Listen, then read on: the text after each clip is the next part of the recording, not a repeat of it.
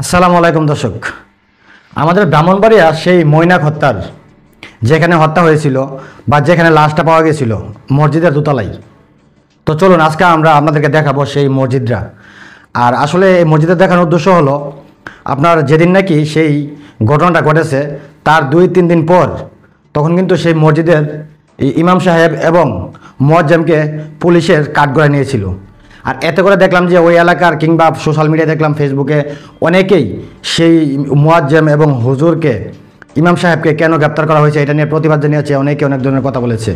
তো আসলে এই সেই মসজিদ, আর এই মসজিদটা ভিডিওটা বানিয়েছে হয়তো আমাদের মতো এই কোনো একটা ইউটিউবার হয়তো বা সাংবাদিক, সে হলো আপনার এই চ্যানেল পুবরের আলো চ্যানেলের যেই আপনার বাইকের প্রথমত সেই বাইটাকে আমি ধন্যবাদ জানাবো, ঠিক আছে, কারণ এই ভিডিওটা সুন্দর করে দেওয়ার জন্য। এই সেই বাই ওনা আপনার এই ভিডিওটা বানিয়েছে আপনার এই সম্পূর্ণ জিনিসটা দেখার জন্য, ঠিক আছে। তো চলুন আমরা আসলে দেখবো আর কিছু কথা শুনবো যে এখানে আসলে কি হয়েছিল বা কারা কারা আছে এখানে। গেট, কয়টা গেট আছে, কিভাবে গেটগুলি তালাবদ্ধ থাকে এই নিয়ে আজকে কথা বলবো। আসসালামু আলাইকুম। ওয়ালাইকুম সালাম রাহমাতুল্লাহ। আপনি তো মসজিদে কি? জি, আমি ইসলামিক ফাউন্ডেশনে কোরআন সহজ কোরআন শিক্ষা পড়াই দোতলায়। দোতলায় আপনি পড়েন? জি জি জি। আচ্ছা, আমরা কথাগুলো ভালো করে শুনবেন মনোযোগ দিয়ে।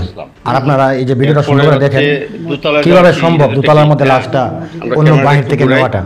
এটা কিন্তু গেট, এটা লোহার গেট, দরজা। এই দরজা দিয়ে এর আগে আমরা এর ঢোকার আগে একটা জিনিস দেখাই। এদিকে হুজুর, এই হলো আপনার যে নিচতলার যে গেটগুলো, ক্যামেরাটার দিকে একটু। এই গেট এটা সবসময় তো বন্ধ থাকে, নামাজের সময় খোলা হয়, রাতে তো বন্ধ থাকে। আচ্ছা, তারপরে আমরা দোতলার দিকে একটু যাই। আর এটা হলো আপনার ওযুখানা, মসজিদের যে ওযুখানা, কি নাম আপনার? ওযুখানাটা। আমার নাম সালাউদ্দিন। সালাউদ্দিন। আপনার বাড়ি কি শাহবাজপুর? জাওয়াজপুর পাশে মহল্লায়। কত বছর যাবত পড়ান? 2016 সাল থেকে। 2016 থেকে? জি জি। মাশাআল্লাহ। তা আমরা মসজিদের ভিতরে প্রবেশ করলাম। এই দরজা যে আপনার দোতলা যাওয়ার সময় কিন্তু এখানে আরেকটা গেট রয়েছে, দোতলা যাইতে চাইলেও আপনার গেটের প্রয়োজন। এখানে একটা গেট বিষয় খুলতে বলে হবে। রাখি, বিশাল মসজিদ। এই প্রতি ওয়াক্ত কি নিচতলা দোতলা কি মুসল্লি হয়? শুধু এই জুমার দিন দোতলা যায় পরে, জুমার দিন এমনি 2-3 কাতার হয়, 1-2 কাতার হয় এখন। আচ্ছা, আর এমনি দোতলা কি জুমা ছাড়া যাওয়া হয় না? আপনি তো প্রতিদিন যান। শুধু এমনি আমি কথাগুলো একটু মন দিয়ে শুনবেন কি বলছে। খুললে যাই আবার আপনার যে ছুটি দিয়ে। সময় বলতে কি প্রতিদিন আমি করেন না? সকাল 6:30 থেকে নিয়ে 8:30 পর্যন্ত। প্রতিদিন? জি। এটা হলো আপনার এই যে দোতলার সিঁড়ি, তারপরে আমি তালা দিয়ে, সেই সিঁড়ি দিয়ে দোতলা যেতে হয়। সহ তালা দিয়ে দোতলায়? হ্যাঁ। আচ্ছা, আমরা একটু দোতলায়, আমরা এখন এই যে দোতলায় উঠতেছি। তবে আমি আবারও ধন্যবাদ জানাবো সেই ভাইটাকে, যে ভাইটা নাকি সেই ভিডিওটা বানিয়েছে।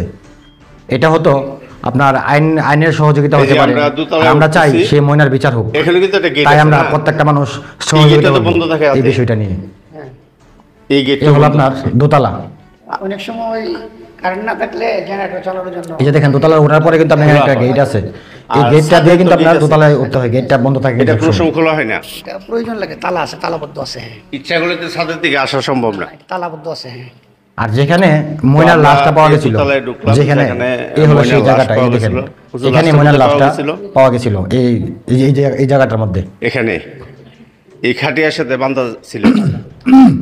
আচ্ছা। আর ওই সময় আমি আসলে অনুপস্থিত ছিলাম।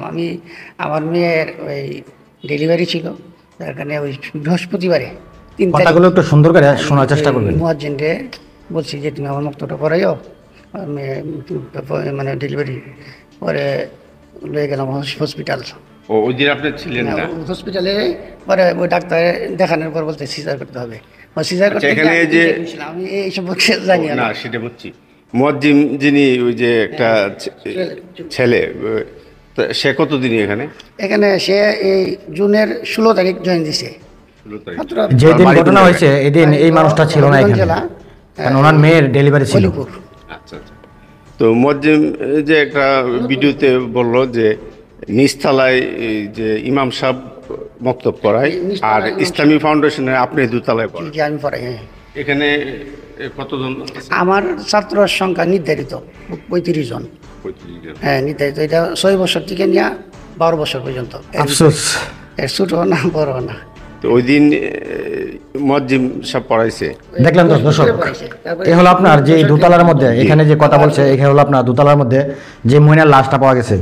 তো এখন আমার বিষয় হলো, আমি আসলে জিনিসটা বলতে চাই আপনাদের উদ্দেশ্যে, আমাদের সাধারণ মানুষের উদ্দেশ্যে, কারণ আমরা চাই বাংলাদেশের কোটি কোটি মানুষ চাই ময়না হত্যার বিচার হোক, আমরাও চাই।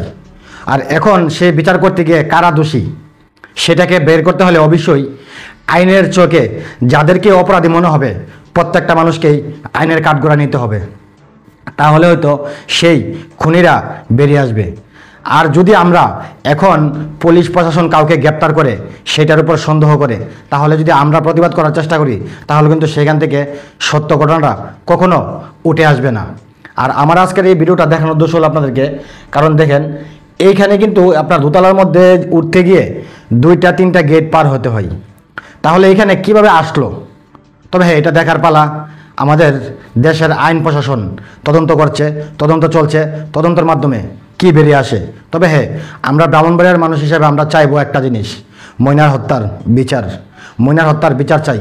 আর এটা আমাদের মনে হয় আমাদের বাংলাদেশের সর্বোচ্চ লজ্জাজনক একটা বিষয়, কারণ সেই ময়নার লাশটা পাওয়া গেছে মসজিদের উপরে, যেখানে নাকি মানুষ মুসলমান যেখানে বিপদে পড়লে আল্লাহর ঘর মসজিদে গিয়ে নামাজ পড়ে আল্লাহর কাছে কান্নাকাটি করে, সেইখানে এত বড় একটা কলঙ্কিত ঘটনা করে গেছে।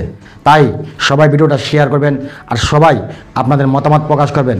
আর একটা কথা বারবার বলবো, সেই ঘটনার যারাই জড়িত, যারাই কিছু জানেন, আপনারা সবাই সহযোগিতা করবেন যেন সেই ময়না হত্যার তদন্তটা খুব তাড়াতাড়ি হয়, যেন বেরিয়ে আসে কারা সেই অপরাধী। আমরা অপরাধীদেরকে দেখতে চাই। তো দর্শক, ভালো থাকুন, সুস্থ থাকুন, দেখা হচ্ছে পরবর্তী ভিডিওতে।